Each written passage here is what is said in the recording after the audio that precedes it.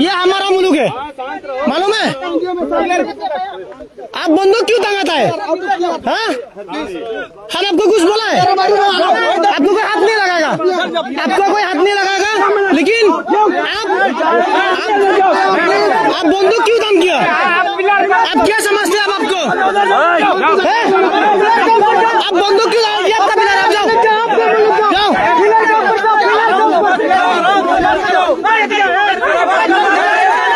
आप बंदूक छोड़ो, ये हमारा जगह है, समझते क्या आप लोग को? आप बंदूक क्यों काम करते हैं? हम डरता है, हम नहीं डरता, हम नहीं डरता। क्या समझते हैं? हम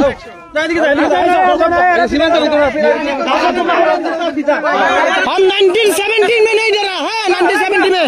अब क्या डर दिखाते हैं हमको? ये हम, हमारा मुल्क है, हम यदि देश को बचाएगा। आप कौन है?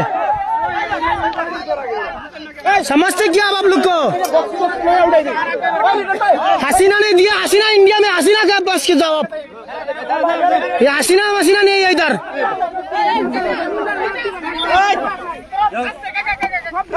इंडिया में जाओ, इंडिया में जाओ, क्या काम है आप लोग? आपका मुल्क से जाओ। सर भी रेडी आपको।